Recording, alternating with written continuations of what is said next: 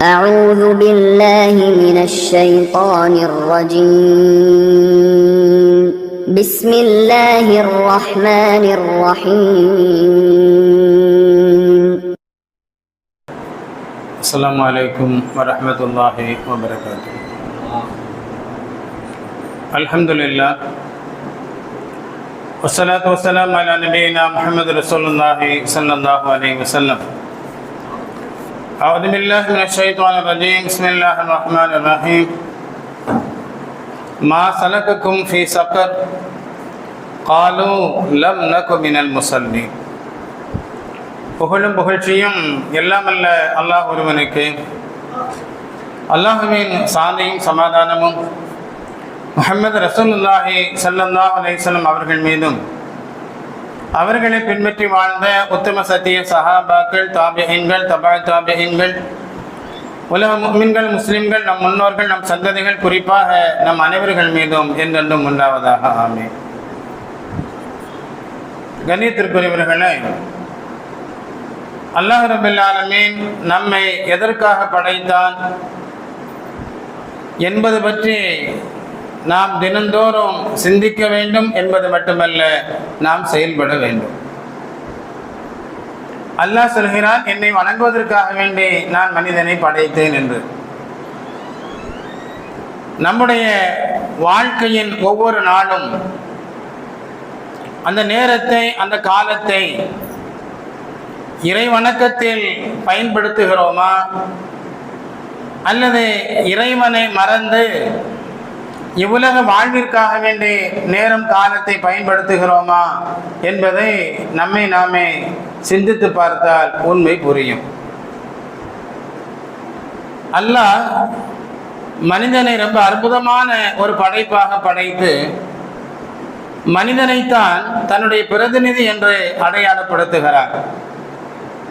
மனிதனுக்காக ரப்பல் ஆலமீன் சொர்க்கத்தையே படைத்தான். சொர்க்கத்தில் பல இன்பங்களை வைத்தான். அந்த இன்பங்களை குர்ஆனிலும் ஹதீஸிலும் பதிவு செய்து நம்முடைய பார்வைக்கு அல்லாஹ் தந்திருக்கிறார். சொர்க்கத்தின் இன்பங்களை முழுமையாக நாம் ருசித்திட முடியாது, விளங்கிட முடியாது, புரிந்திட முடியாது. சுருக்கமாக சொன்னால், எந்த கண்ணும் பார்த்திடாத, எந்த காதாலும் கேட்டிட முடியாத, கற்பனைக்கு அப்பாற்பட்ட பல அற்புதமான விஷயங்களை அல்லாஹ் ரப்பல் ஆலமீன் சொர்க்கத்தில் வைத்திருக்கிறார். யாருக்காக வேண்டி? இந்த மனித சமூகத்திற்காக வேண்டி. மனிதன் எதற்காக படைக்கப்பட்டான்? இறைவனை வணங்க வேண்டும் என்பதற்காக. இறை வணக்கங்கள் பல உண்டு. அதில் மிக முக்கியமான ஒரு இபாதத், ஒரு கட்டாய கடமை தொழுகை. 5 நேர தொழுகை கட்டாய கடமை. நாம அறியாமையில் இருந்த நிலையில் ஜும்மா தொழுகைக்கு போனா போதும், நாம தொழுதவனாக ஆகிவிட்டோம் அப்படின்னு சொல்லி நாம நினைத்து நம்மை நாம் ஏமாற்றி கொண்டிருக்கிறோம். அன்பானவர்களே, ஜமாத்துடைய தொழுகை ரொம்ப முக்கியமானது. ஒவ்வொரு ஃபர்னுடைய தொழுகையும் தொழ வேண்டும் என்பதையும் கடந்து ஜமாத்தாக தொழணும் என்பதை மார்க்கம் வலியுறுத்துகிறது, கட்டாய கடமையாக நமக்கு ஆக்கி தந்திருக்கிறது. ஒவ்வொரு நாளும் 5 வக்து தொழுகை கடமை. சரி, அந்த 5 நேர தொழுகைய ஜமாத்தோடு சேர்ந்து தொழுவது கட்டாயமா அப்படிங்கிற கேள்வி சில பேருக்கு இருக்கும். அல்லது ஜமாத்தோடு தொழுவதற்கு உண்டான வாய்ப்பு இருக்குது, சோம்பேறித்தனத்தினால அல்லது ஏதாவது ஒரு சர்வ காரணங்களால வீட்டில் தனியாக தொழுகிறான், அல்லது தாமதமாக வந்து தனியாக தொழுகிறான். இப்படி தொழுகிறது கூடுமா? அல்லது அந்த தொழுகை சிலர்கள் தொழுதாலே அந்த கடமை நமக்கு நீங்கிவிடும் என்று நினைத்துக் கொண்டிருக்கிறார்களே, அது சரியா? ஜனாசா தொழுகை மாதிரி. ஜனாசா தொழுகை ஃபர்லு கிஃபாயா, எல்லோரின் மீது கடமை. சில பேர் அங்கே போய் ஜனாசா தொழுகையில கலந்துக்கிட்டாங்க, தொழுதாங்க அப்படின்னா எல்லோருடைய கடமையும் அது நீங்கிவிடும். அது மாதிரி ஃபர்லான தொழுகை 5 நேர தொழுகை இருக்கிறது. இதுல சில பேர் ஜமாத்தா தொழுதா எல்லோருடைய கடமையை நீங்கி விடுமா, எல்லோருக்கும் ஜமாத்துடைய நன்மை கிடைச்சிருமா அப்படிங்கிற கேள்வி கூட சிலருக்கு உண்டு. அன்பானவர்களே, இன்னொரு பார்வை இல்லை இல்லை, ஒவ்வொரு நபர்கள் மீதும் தனிப்பட்ட முறையில் கட்டாய கடமை என்கிற பார்வையும் உண்டு. ஃபர்ல் ஐன் அப்படின்னு சொல்லுவாங்க. அன்பானவர்களே, ஒரு விஷயம் தெரியுமா? புகாரி ரஹ்மத்துல்லாஹி அலைஹி அவர்கள் சொல்வார்கள், ஹதீஸ்களை நம்ம பார்க்கிறோமா இல்லையா? புகாரி முஸ்லிம் அப்படின்னு வருதா இல்லையா? புகாரி இமாம் சொல்றாங்க, ஜமாத்தாக தொழுவது கட்டாய கடமை. 5 நேர தொழுகை கட்டாய கடமை, அது வேற. அந்த கடமையான தொழுகையை ஜமாத்தாக சேர்ந்து தொழுவது இருக்கிறது, இதுவும் கட்டாய கடமை என்பதாக இமாம் புகாரி ரஹ்மத்துல்லாஹி அலைஹி அவங்க சொல்வாங்க. அஹ்மது பின் ஹம்பல் ரஹ்மத்துல்லாஹி அலைஹி அவர்கள் சொல்வார்கள், ஃபர்லான தொழுகையை தொழுவது கட்டாய கடமை, நீ ஜமாத்தாக தொழாமல் தனியா தொழுத அப்படின்னு சொன்னா ஃபர்லுடைய கடமை நிறைவேறும். ஆனா ஜமாத்துடைய தொழுகையை நீ விட்டுட்டு பத்தியா, அதனுடைய குற்றம் உனக்கு பிடிக்கும் என்பதாக அஹ்மது பின் ஹம்பல் ரஹ்மத்துல்லாஹி அவங்க சொன்னாங்க. ஒரு கடமையை செய்ய தவறிய குற்றம் என்ன கடமை? ஜமாத்தாக தொழுவது கடமை. அந்த கடமையை செய்யாமல் இருந்ததுனால என்ன குற்றம் இருக்குமோ அந்த குற்றம் உனக்கு மீதம் இருக்கும். இதை யார் சொல்றா? அஹ்மது பின் ஹம்பல் ரஹ்மத்துல்லாஹி அலைஹி அவங்க சொல்றாங்க. இமாம் ஹனஃபி ரஹ்மத்துல்லாஹி அலைஹி அவங்க, இமாம் ஷாஃபி ரஹ்மத்துல்லாஹி அலைஹி அவர்கள் சொல்வார்கள், ஃபர்லுடைய தொழுகையை நீ தொழுவது ஆக சிறந்தது. ஏனென்றால் பெருமானார் ஸல்லல்லாஹு அலைஹி வஸல்லம் அவங்க சொன்னாங்க, நீ தனித்து தொழுவதை விட ஜமாத்தாக நீ தொழுதால் 27 மடங்கு நன்மை அதிகமாக கிடைக்கும் என்றார்கள். நன்மையினுடைய மதிப்பு நமக்கு தெரியல, காசோட மதிப்பு தெரியுது, காசனுடைய மதிப்பு தெரியுது. அதனாலதான் உறவுகளை விட்டு விட்டு கடல் தாண்டி நாம் என்ன செய்யணும்? பயணம் போறோம். காரணம் காசு, அதனுடைய மதிப்பு தெரியுது. அது இருந்தா தான் மனைவி மக்களோடு சந்தோஷமா நம்ம வாழலாம், பெற்றவங்களை பார்க்கலாம், தன்னுடைய கடமையை நிறைவேற்றலாம், பிறரை எதிர்பார்க்காம வாழலாம் அப்படின்னு சொல்லி ஆயிரம் காரணங்கள். ஆனால் நன்மையின் மதிப்பும் நன்மையினுடைய மகத்துவம் அதை நாம சிந்திக்கிறது இல்லை, அது நமக்கு தெரியறதில்லை. அப்ப இமாம் ஹனஃபி ரஹ்மத்துல்லாஹி அலைஹி அவர்கள், இமாம் ஷாஃபி ரஹ்மத்துல்லாஹி அலைஹி அவங்க நமக்கு சொல்லுவாங்க, ஜமாத்துடைய தொழுகையை நீ தொழாமல் தனித்து தொழுதால் கடமை நிறைவேறிவிடும். ஆனால் ஜமாத்தாக தொழுதால் எவ்வளவு நன்மை கிடைக்குமோ அந்த நன்மை உனக்கு கிடைக்காது, அதை இழந்து விடுவாய் என்பதாக நமக்கு சொல்லக்கூடிய செய்தியை நாம் நினைத்து பார்க்கும்போது நன்மையினுடைய மகத்துவத்தை அறியாததின் காரணமாக நாம் அலட்சியமாக இருக்கிறோம். பாங்க சொன்ன பின்னாடி புறப்படலாம் அப்படிங்கிற ஒரு கூட்டம், காம சொல்ல நேரம் இருக்குது, காம சொல்லும் போது பிறப்பிட்டா தொழுகையில போய் சேர்ந்துடலாம் அப்படிங்கிறது ஒரு கூட்டம். அன்பானவர்களே, இதை நாம் என்னவென்று சொல்வது? சுருக்கமாக சொன்னால் முன்பு சொன்னதை போல நன்மையினுடைய பலனை, அதனுடைய மகத்துவத்தை நாம புரியலை. ஒரு சஹாபி தெருவில் வர்றாங்க, ஒரு மரக்கிளை, அதாவது முற்கள் இருக்கக்கூடிய, முள் இருக்கக்கூடிய மரக்கிளை பாதையில் விழுந்து கிடக்குது. மற்றவங்க வர்றது போகும்போது முள் குத்திரும், இடிச்சிரும், காயமாயிரும், ஏதாவது ஒரு பிரச்சனை வரலாம். அந்த சஹாபி அந்த மரக்கிளையை அப்புறப்படுத்தினாங்க. முஹம்மது ரசூலுல்லாஹி ஸல்லல்லாஹு அலைஹி வஸல்லம் அவர்கள் சொல்வார்கள், அந்த ஒரு செயலின் காரணமாக அல்லாஹ் சுப்ஹானஹு வ தஆலா அவருடைய அனைத்து பாவங்களையும் மன்னித்தார் என்பதாக சொல்வார்கள். அப்ப அந்த செயலின் மூலமாக கிடைத்தது நன்மை. அந்த நன்மையின் பலன் அவருடைய அனைத்து பாவங்களும் மன்னிக்கப்படுவதற்கு காரணமாக இருந்தது அப்படின்னு சொன்னா நன்மை எவ்வளவு மகத்துவமானது என்பதை நாம புரிந்து கொள்ளணும். கண்ணியத்திற்குரியவர்களே, நாம் எல்லாம் அலட்சியமாக இருக்கிறோம். தொழுகையை அலட்சியப்படுத்துகிறோம், ஜமாத்தாக தொழுவதை அலட்சியப்படுத்துகிறோம். அது எவ்வளவு முக்கியமானது, எவ்வளவு கட்டாயமானது என்பதை நாம் புரிந்து கொள்ளணும். தொழுகையை பற்றி பேசும்போது சிலருக்கு ஒரு அலர்ஜி ஏற்படும். தொழுகை பற்றி தெரியாதா, இதை போய் பேசணுமா, இதை எத்தனை தடவை நம்ம பயானில் கேட்டிருப்போம் அப்படின்னு சொல்லி. அன்பானவர்களே, நாம் கேட்ட விஷயங்களை எத்தனை முறை எந்த அளவிற்கு நாம் கடைபிடித்து வருகிறோம், நம்முடைய உறவுகளுக்கு, நாம் பெற்ற பிள்ளைகளுக்கு கற்பித்து வருகிறோம். ஒலி செய்வது எப்படி, தொழுவது எப்படி, தொழுகனுடைய ஃபர்து என்ன, சுன்னத்து என்ன, சஜிதா சஹ்வு எப்பொழுது நாம் செய்யணும் என்பதையெல்லாம் நாம் அவர்களுக்கு சொல்லிக் கொடுக்கிறோமா அல்லது முழுமையாக அதை கற்றுக்கொண்டோமா என்பதை பற்றி நாம் என்ன செய்யணும், கொஞ்சம் யோசிக்கணும். ஃபர்லான தொழுகையை ஜமாத்தாக தொழுவது எவ்வளவு அவசியம் என்பதற்கு ஒரு சின்ன நிகழ்வு. கண் தெரியாத ஒரு சஹாபி உம்மி மக்தும் ரலியல்லாஹு அன்ஹு நபியிடத்தில் வர்றாங்க, யா ரசூலல்லாஹ், நான் வீட்டில் தொழுகிறதுக்கு எனக்கு அனுமதி கொடுங்க. ஏன் அப்படின்னு சொன்னா, தனக்கு கண் பார்வை தெரியாது அப்படிங்கிற காரணத்தை முன்வைக்கல, அது எல்லாருக்கும் தெரியும்.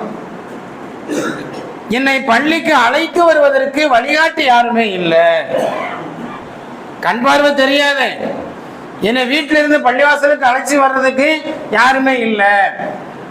அதனால நபியே நாயகமே, நான் வீட்டில் தொழுது கொள்வதற்கு அனுமதி தாங்கன்னு கேட்கிறாங்க.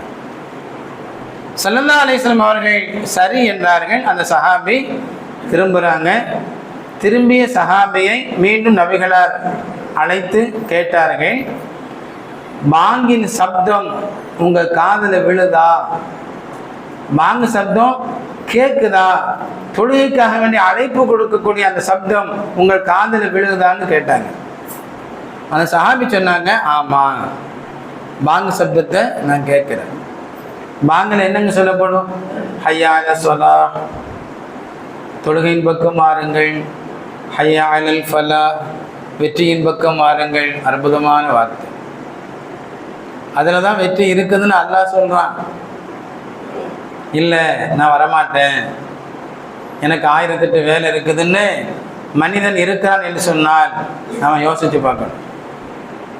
நாம் பாங்கு சப்தத்தை கேட்குறோம், அந்த பாங்கில் சொல்லப்படக்கூடிய அர்த்தங்களை பற்றி நாம் யோசிக்கிறதே இல்லை.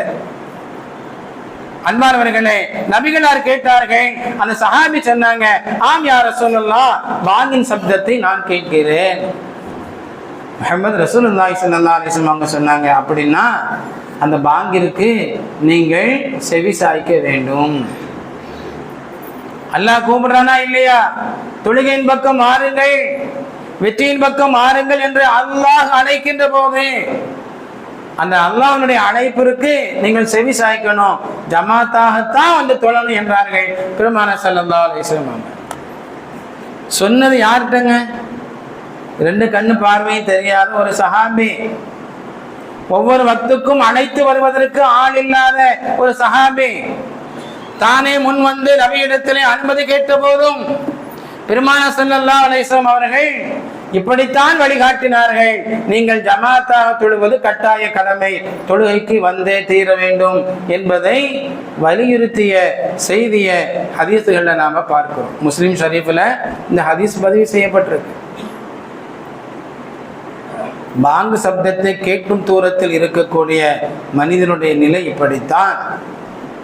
அவருக்கான சட்டம் இதுதான். கண் தெரியாவிட்டாலும், அழைத்து வர ஆள் இல்லாவிட்டாலும் ஜமாத்தோடு தான் வந்து தொழணும். சரி, பாங்கு சப்தம் கேட்காத வெகு தூரத்தில் ஒரு மனிதர் இருக்கிறார், அவருடைய நிலை என்ன? அதற்கும் ஹதீஸ் இருக்கிற. இப்னு மாஜாவில் பதிவு செய்யப்பட்ட ஒரு செய்தி, இத்பான் பின் மாலிக் ரலியல்லாஹு தஆலா அன்ஹு, அவங்களுக்கும் பார்வை தெரியாது. நபியிடத்தில் வர்றாங்க, யா ரசூலல்லாஹ், எனக்கு கண் பார்வை தெரியல, மழை காலங்கள்ல ரோடு சேறு சகதியுமா இருக்கிறதுனால பாதைகள் ரொம்ப மோசமா இருக்குது, என்னால வர முடியாத ஒரு சூழ்நிலை, அதனால நீங்க எங்க வீட்டுக்கு வந்து நீங்க தொழுங்க. யாரை கூப்பிடுறா? நபியை கூப்பிடுறாங்க.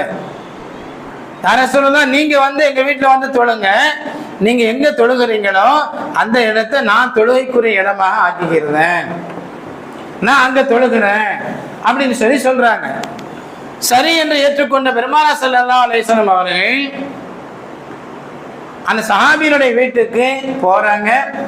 தனித்து போகல, சொர்க்கவாதி என்று சொல்லப்பட்ட சையதுனா அபூபக்கர் சித்தீக் ரலியல்லாஹு தஆலா அன்ஹு அவர்களை தன்னோடு அழைத்து செல்கிறார்கள் முஹம்மது ரசூலுல்லாஹி ஸல்லல்லாஹு அலைஹி வஸல்லம் அவங்க. போனவங்க அந்த வீட்டில் ஏதோ ஒரு பகுதியில அவங்க நின்று தொழலாம், இருந்தாலும் அந்த சஹாபிக்கு முன்னுரிமை கொடுக்கிறாங்க. நபிதான் நமக்கு வழிகாட்டி, இருந்தாலும் பிறருடைய அந்த உணர்வுகளுக்கு மதிப்பளிக்கணும் என்பதை கற்றுத்தரக்கூடிய தாஹா நபி ஸல்லல்லாஹு அலைஹி வஸல்லம் அவங்க அந்த சஹாபிட்ட கேட்டாங்க, எந்த இடத்துல தொழணும் நீங்க சொல்லுங்கன்னாங்க. அந்த சஹாபி சொன்னாங்க, அந்த இடத்துல கண்மணி நாயகம் ஸல்லல்லாஹு அலைஹி வஸல்லம் அவர்கள் தொழுக வைத்தார்கள், 2 ரக்காயத்து, மற்றவர்கள் நபியை பின்பற்றி தொழுதார்கள் என்பதை இப்னு மாஜாவில் பதிவு செய்யப்பட்டிருக்கு. அவ கண் தெரியாவிட்டால், பாங்கு சப்தம் கேட்கும் தூரத்தில் இருந்தால் அவர்கள் பள்ளிக்கு வந்தே தீர வேண்டும். பாங்கு சப்தம் கேட்காத வெகு தூரத்தில் ஒரு மனிதர் இருந்தால், எந்த நிலைமையில கண் பார்வை தெரியல, அழைத்து வர ஆள் இல்ல, சேரும் சகதியிலும் கடந்து வர முடியாத ஒரு சூழ்நிலையில வீட்டுல தொழுது கொள்வதற்கு முஹம்மது ரசூலுல்லாஹி ஸல்லல்லாஹு அலைஹி வஸல்லம் அவர்கள் வழிகாட்டினார்கள். இதுதான் இஸ்லாம்.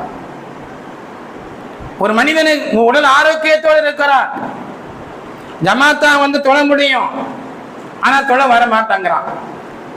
அல்லாஹ் சொல்றான் வெற்றியின் பக்கம் வா அப்படின்னு சொல்லி, ஆனா வரல.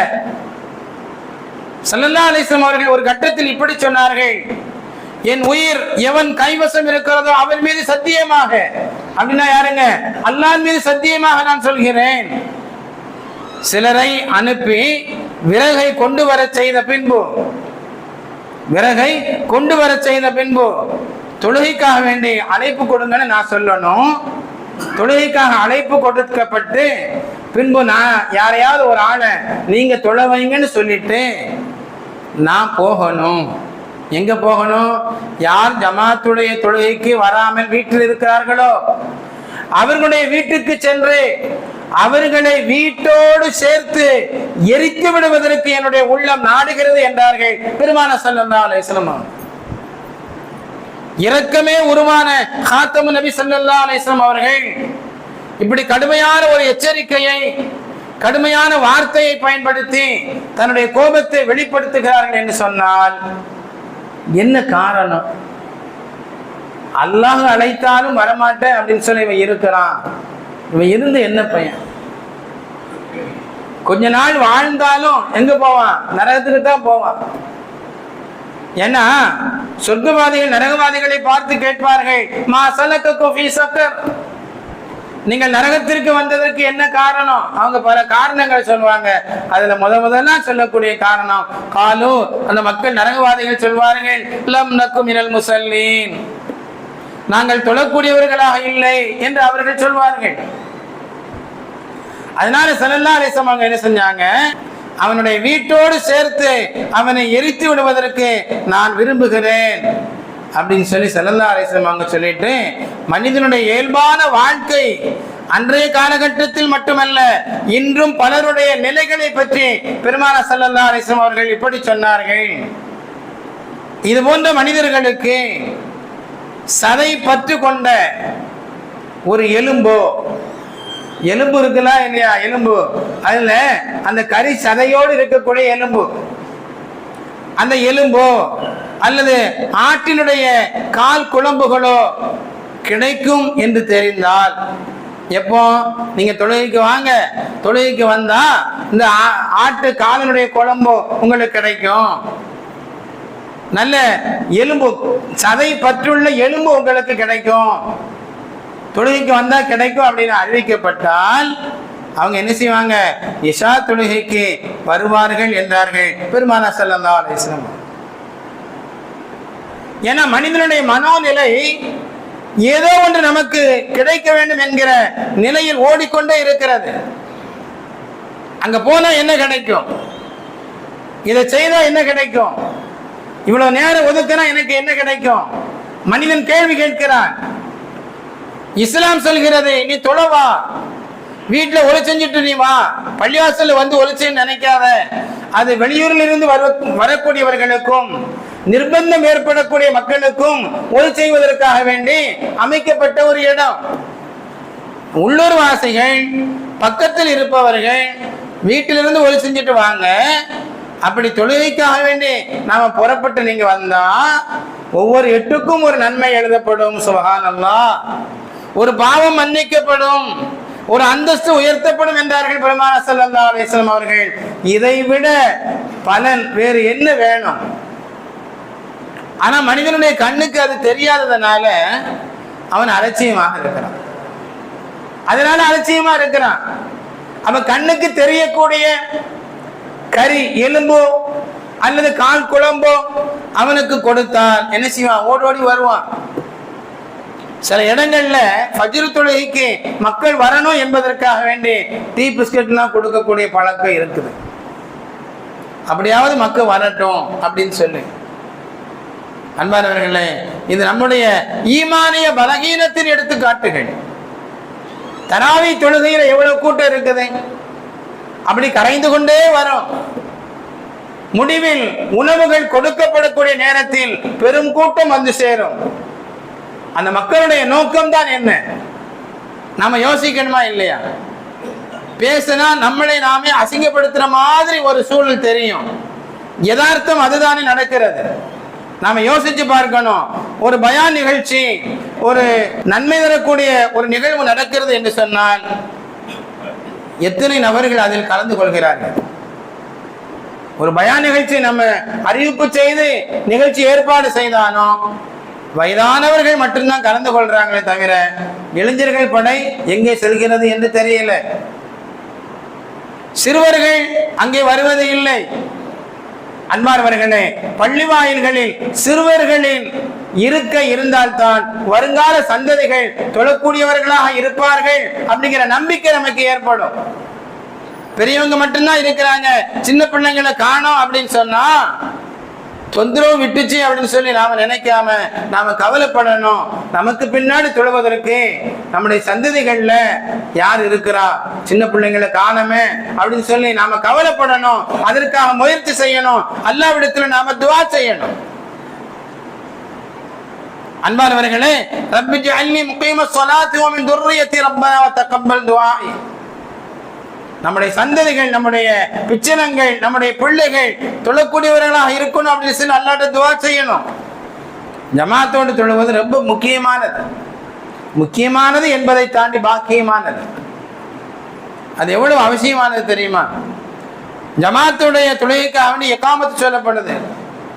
ஸல்லல்லாஹு அலைஹி வஸல்லம் அவங்க சொன்னாங்க, வேற எந்த தொழுகையும் அதற்கடுத்து நீ தொழ ஆரம்பிக்காத. இகாமத்து சொல்லியாச்சு, இகாமத்து சொல்லப்பட்டு கொண்டிருக்கிறது.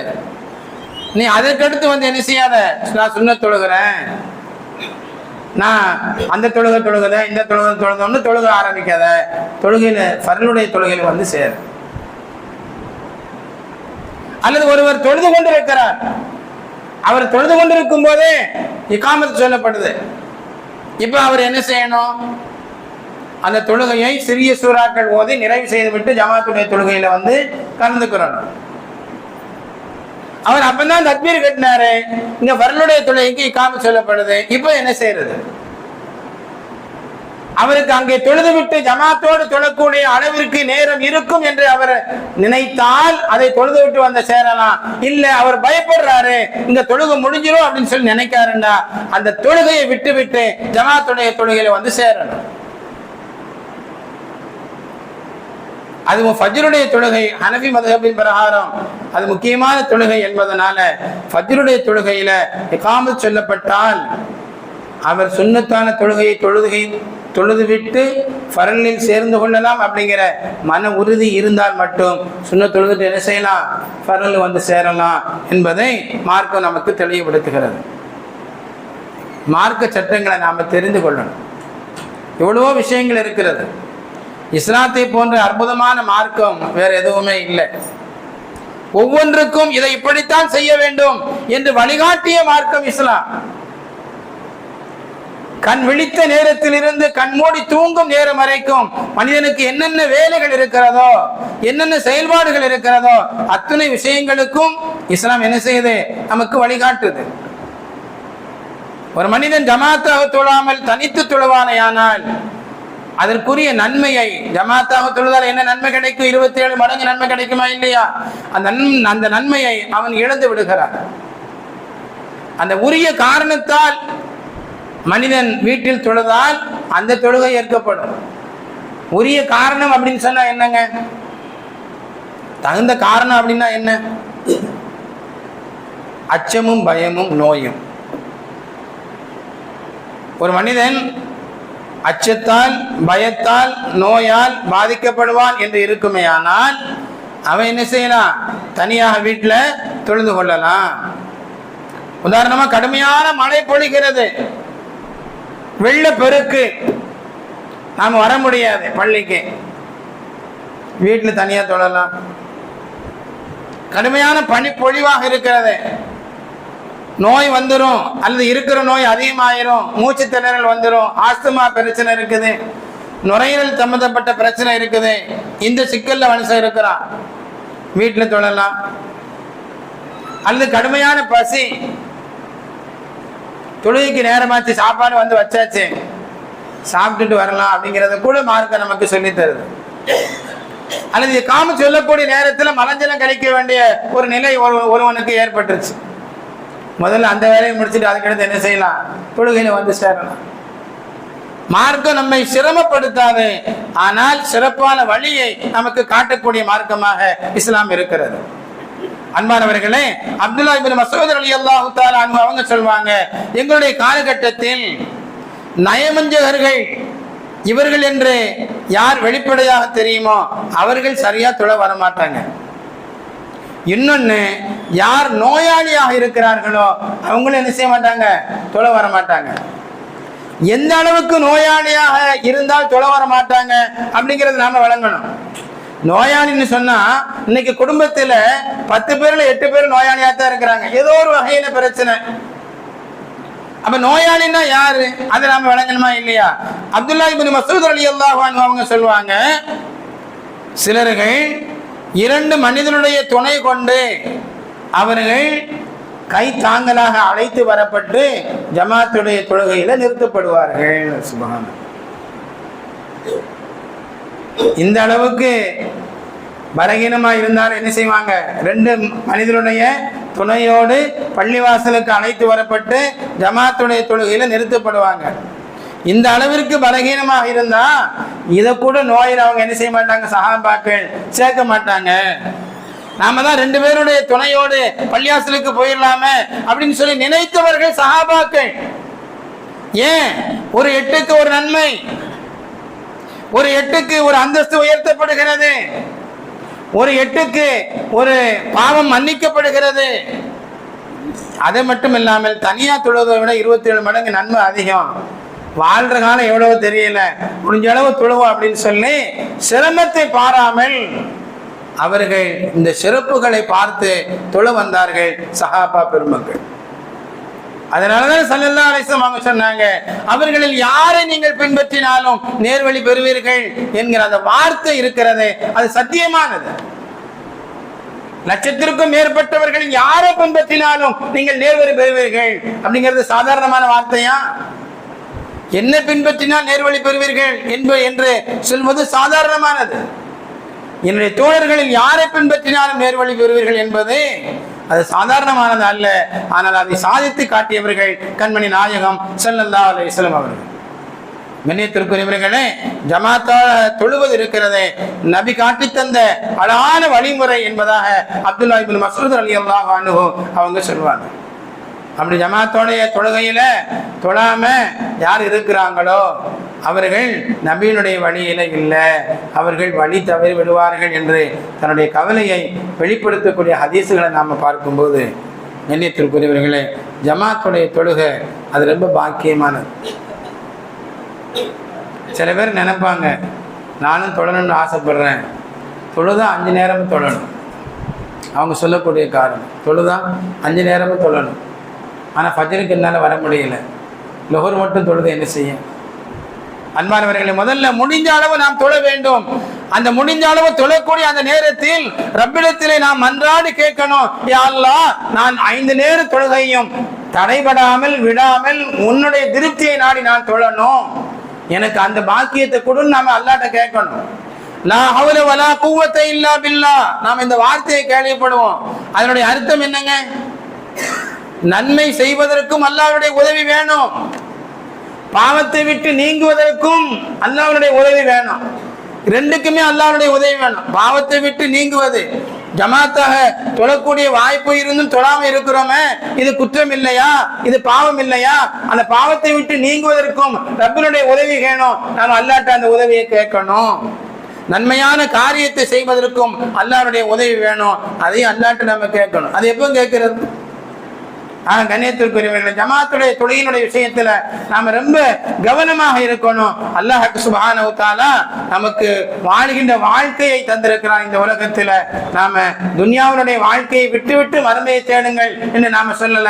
அல்லாஹ் குர்ஆன்ல சொல்லி தர்றான், ரப்பனா ஆத்தினா ஃபித் துன்யா ஹஸனா வ ஃபில் ஆখিরাতি ஹஸனத்து வ கினா அஸாபன்னார். நீங்க துன்யாவுல நல்லதை கேளுங்க, ஆখিরাத்தில நல்லதை கேளுங்க, நரகத்தை விட்டு பாதுகாப்பு தேடுங்க என்பதை அல்லாஹ் நமக்கு சொல்லி தர்றான். எல்லாம் அல்லாஹ் துன்யாவிலும் ஆகிரத்திலும் நலவை தருவதோடு நரகத்தை விட்டு அல்லாஹ் பாதுகாத்து சொர்க்கத்தை நபிமார்கள் நல்லோர்களோடு நாமும் நம் சந்ததிகளும் நம்முடைய முன்னோர்களும் உறவுகளும் சொந்தங்களும் நம்மால் பாதிக்கப்பட்ட மக்களும் நம்முடைய சந்ததிகளால் உறவுகளால் பாதிக்கப்பட்ட மக்களும் அவர்களுடைய பாவங்கள் மன்னிக்கப்பட்ட நிலையில் சொர்க்கம் வந்தடைய அல்லாஹ் அருள் புரிவானாக.